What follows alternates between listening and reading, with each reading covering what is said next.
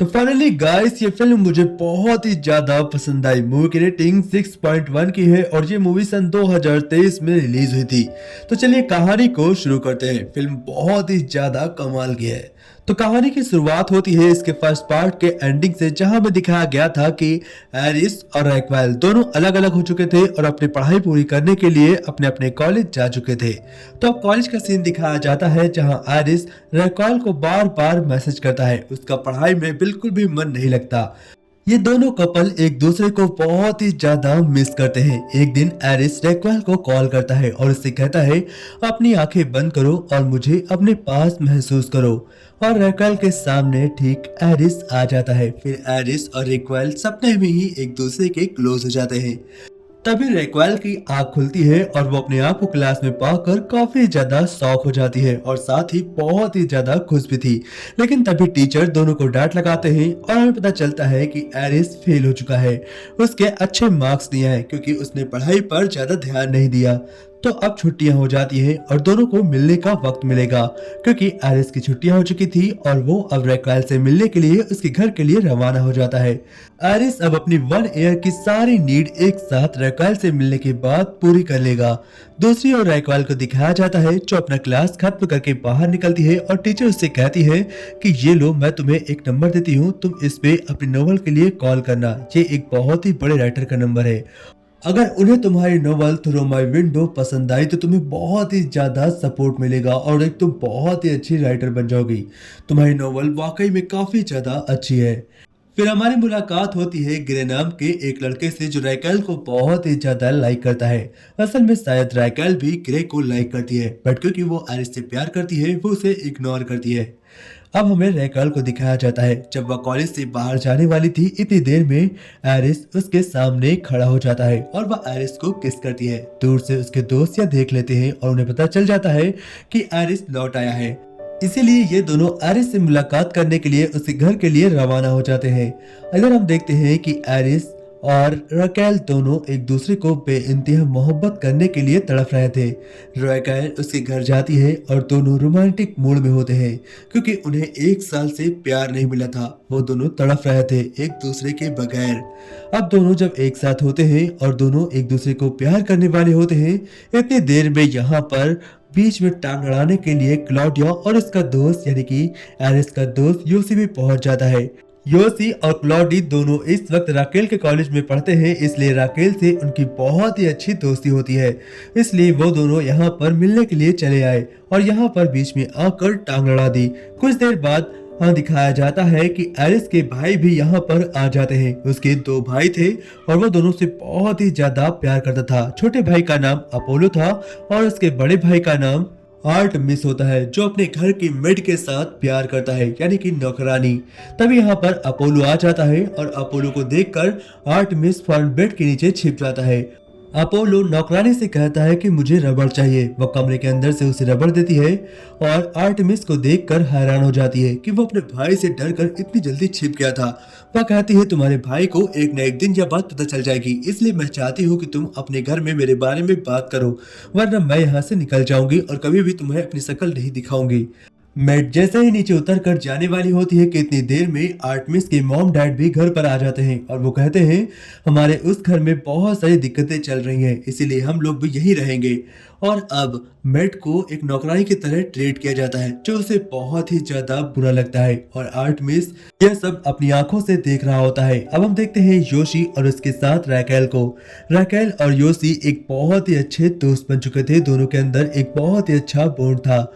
सुबह हो जाती है। सुबह राकेल और एरिस अपनी फैमिली के साथ एक जहाज पर अच्छा वीकेंड मनाने के लिए जा रहे होते हैं, लेकिन वहां पर पानी नहीं था, इसलिए वो लोग ग्रे के होटल जाते हैं। ग्रे का अपना पर्सनल होटल है जो उसके मॉम डैड का है और यहाँ पर वो छोटे मोटे खाने बनाता है। वो यहाँ पर पानी भी बेचता है और ड्रिंक्स भी, जिसकी वजह से यहाँ पर राकेल आरिस के साथ आती है। अब राकेल को देखकर ग्रे बहुत ही ज्यादा खुश हो जाता है और आरिस के सामने उससे कहता है कि मैं राकेल को 1 साल से पटाने की कोशिश कर रहा हूँ लेकिन मैं नाकाम रहा।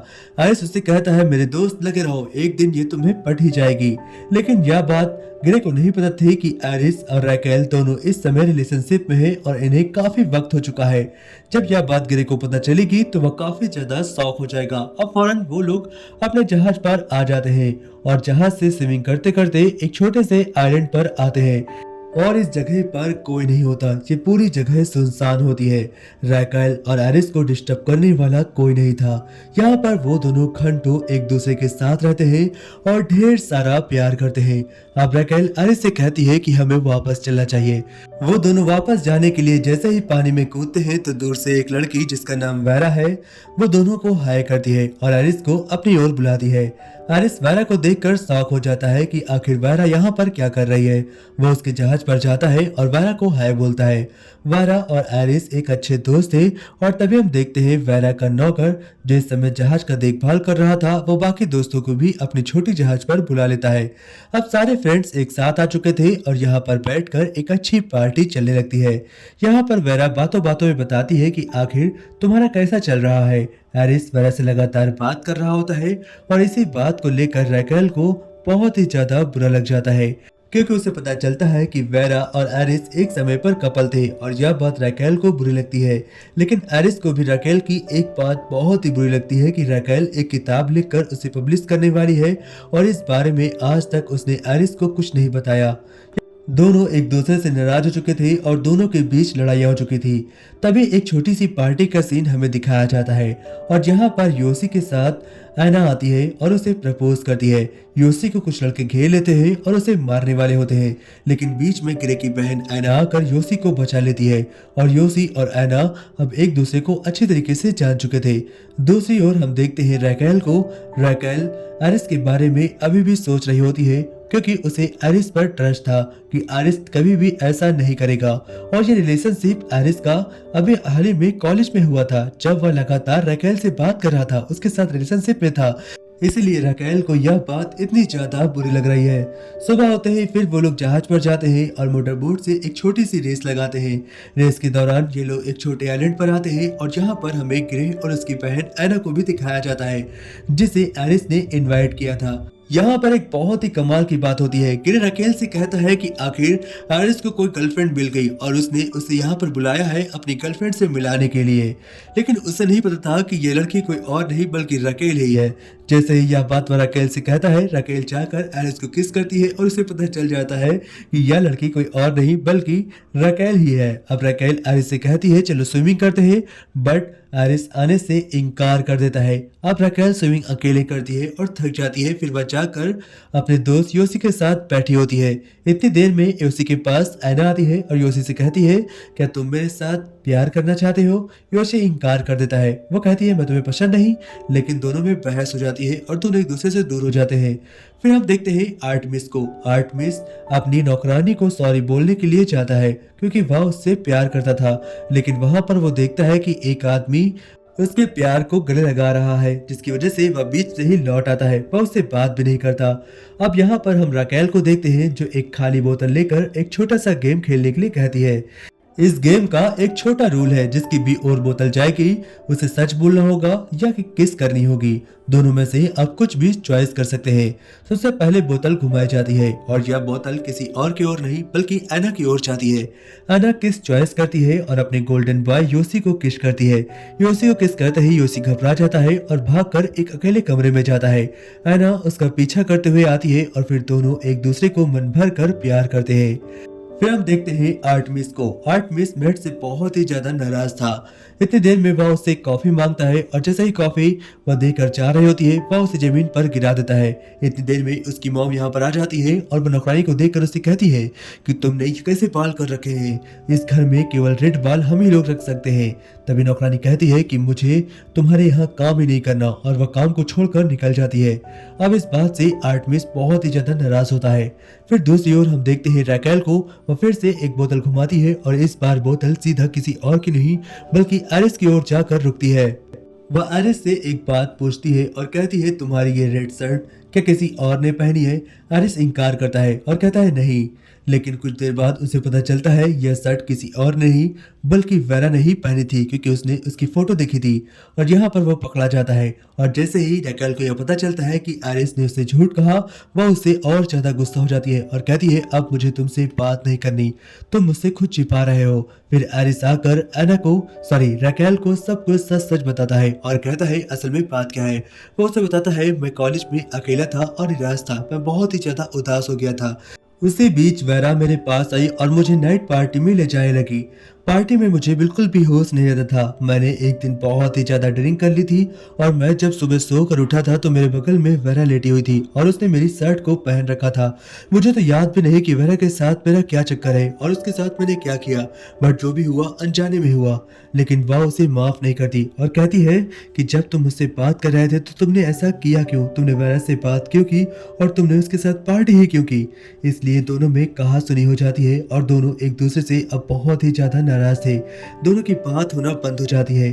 अब हम एना को देखते हैं। एना, क्लॉडिया और योशी सभी लोग एक पार्टी में जाने वाले थे, लेकिन एना योशी से कहती है क्या तुम मेरे साथ पार्टी में चलोगे, वहां पर तीसरा इंसान नहीं होगा, केवल हम दोनों ही होंगे। बट योशी क्लॉडिया और रैकेल के साथ नहीं छोड़ना चाहता था, इसलिए वह इन दोनों के साथ पार्टी में जाता है। क्लॉडिया और रैकेल और योशी एक बहुत ही अच्छा डांस करते हैं और यह शानदार पार्टी चल रही होती है। पार्टी के बीच में ही आर्टमिस और उसका भाई अपोलो भी आ जाता है। अपोलो क्लॉडिया को बहुत ही ज्यादा प्यार करता था, इसलिए वह उसके साथ आकर डांस करने लगता है। क्लॉडिया और अपोलो एक दूसरे से प्यार करते थे, दोनों अब एक दूसरे के साथ हो चुके थे। इतनी देर में यहाँ पर गिरे आता है और गिरे भी उनके साथ यानी कि रैकेल के साथ डांस करने लगता है।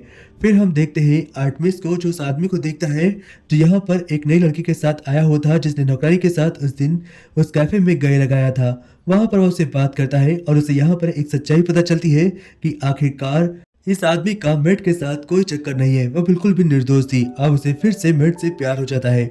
दूसरी ओर हम देखते हैं योशी को, जो सभी को एक साथ देखकर काफी ज्यादा उदास हो जाता है, क्योंकि उसे भी एना के साथ ही होना चाहिए। यहाँ पर कुछ लड़के बैठे होते हैं और वह उनकी बाइक चुरा कर सीधा एना की ओर भाग पड़ता है। अब हम देखते हैं आर्टमिस को। आर्टमिस सीधा अपनी मैडम की ओर जाता है और उनसे सॉरी बोलता है और मेट से कहता है कि मैंने जो कुछ भी गलतियां की मुझे माफ कर दो, अब हम दोनों हमेशा एक रहेंगे और मैं किसी से नहीं डरूंगा। फिर हम देखते हैं वेरा को। अब वेरा एरिस के साथ होती है और स्विमिंग कर रही होती है। स्विमिंग के दौरान वेरा के मन में न जाने क्या चलता है। वह एरिस से कहती है कि उस रात हमारे बीच कुछ नहीं हुआ था, बस मैं सिर्फ नशे में थी और मैं तुम्हारे साथ सो गई थी, उसके अलावा मैंने तुम्हारे साथ कुछ नहीं किया। यह बात जब एरिस को पता चलती है तो उसने कहा कि तुमने ऐसा रैकेल के सामने क्यों नहीं कहा, तुमने मेरा और रैकेल का रिश्ता क्यों खराब कर दिया। इतनी देर में जैसे ही योशी उन सभी लड़कों की बाइक को लेकर यहाँ से भाग रहा होता है, तभी उसकी बाइक खंभे से टकरा जाती है और खंभे की लाइट कट हो जाती है, जिसकी वजह से पूरे आइलैंड पर अंधेरा हो जाता है। अब योशी अपनी बाइक को फुल स्पीड में भगाता है और वो सभी लड़के उसके पीछा कर रहे होते हैं। योशी बाइक को संभाल नहीं पाता क्योंकि उसे एना के पास जाना था।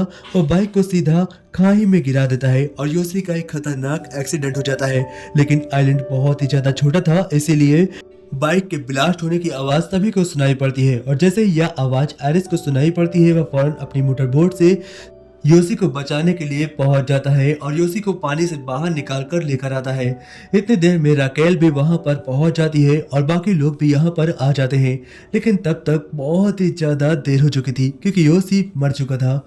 और योशी की मौत से राकेल पूरी तरीके से टूट जाती है, क्योंकि वह राकेल योशी को बहुत ही ज्यादा प्यार करती थी। वह उसे अपना एक सच्चा दोस्त समझती थी, जो अब उसके बीच नहीं रहा। यहाँ पर राकेल एक अच्छे से स्पीच देती है, लेकिन वह बीच में रोने लगती है। वारिस से कहती है कि तुम तो एक डॉक्टर हो, पर तुमने उसे क्यों नहीं बचाया। आरिस उसे गुस्से में कहता है कि मैं उसे बचा लेता अगर मैं तुमसे कॉलेज में बात ना कर रहा होता है। मैंने अपनी पढ़ाई पर फोकस नहीं किया, इसलिए शायद मैं उसे नहीं बचा पाया। यह बात अब राकेल को और ज्यादा बुरी लग जाती है। वो अपने स्पीच में कहती है कि शायद मैं अपने दोनों से किसी गलत इंसान के साथ थी। मैंने जो गलतियां की है मैं उसे सुधारूंगी और अपनी जिंदगी पर फोकस करूंगी। यह बात राकेल सीधा आरिस को ही बोल रही थी। आरिस यह बात समझ जाता है और उसे अफसोस हो रहा था कि उसने पढ़ाई ठीक से क्यों नहीं की, क्योंकि अगर उसने अच्छे से पढ़ाई की होती तो शायद आज उसके बीच योसी जिंदा होता। वो भी योसी को बहुत ही ज्यादा प्यार करता था, इसीलिए वो अपने पढ़ाई को लेकर अब बहुत ही ज्यादा सीरियस हो चुका था। वह राकेल को एक अंतिम मैसेज भेजता है और उससे कहता है अब मैं तुमसे कभी भी बात नहीं करूंगा और ना ही कभी मिलने आऊंगा।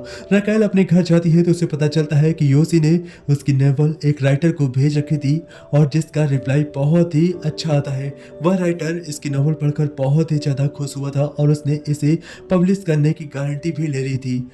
एरिस कॉलेज वापस जाने से पहले राकेल के घर आता है और राकेल उसे देखकर अपनी विंडो ऑफ कर लेती है और इसी एंडिंग के साथ फिल्म खत्म होती है। इसका थर्ड पार्ट मैं बहुत ही जल्दी एक्सप्लेन करूंगा।